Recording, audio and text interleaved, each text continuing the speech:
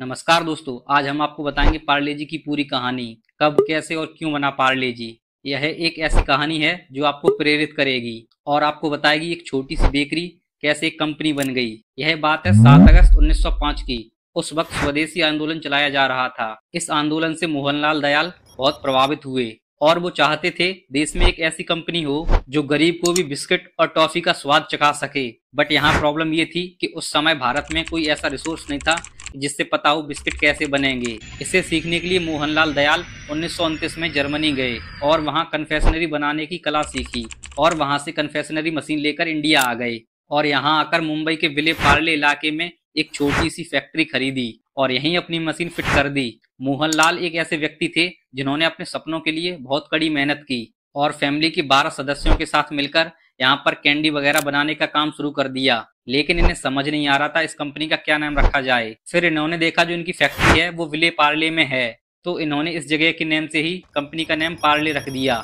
इस कंपनी का पहला प्रोडक्ट एक कैंडी थी जो उस टाइम पे बहुत ज्यादा पॉपुलर हुआ करती थी। अब बात करते हैं बिस्किट कब लॉन्च हुआ। साल 1939 में ये कंपनी अपना पहला बिस्किट लॉन्च करती है जिसका नेम था पार्ले ग्लूको। सस्ते दाम और अच्छी क्वालिटी की वजह से ये बिस्किट बहुत जल्दी पॉपुलर हो गया इंडिया में। अब अगले कुछ सालों तक सब कुछ ठीक ठाक चलता रहा, लेकिन 1960 के करीब कई सारी और कंपनीज ने ग्लूको बिस्कुट नेम से अपना प्रोडक्ट लॉन्च कर दिया। इससे कंज्यूमर्स के बीच कंफ्यूजन बढ़ने लगा कि ओरिजिनल बिस्किट कौन सा है और यही वजह थी कि इस टाइम पार्ले की सेल कंटिन्यू डाउन होती जा रही थी।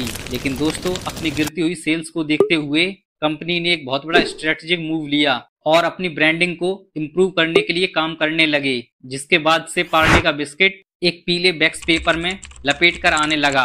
इसके ऊपर एक लाल रंग की पार्ले की ब्रांडिंग के साथ साथ एक छोटी लड़की की तस्वीर भी आने लगी और इस लड़की के इलस्ट्रेशन को advertisement agency Everest brand solution के मंगल दहिया ने तैयार किया था।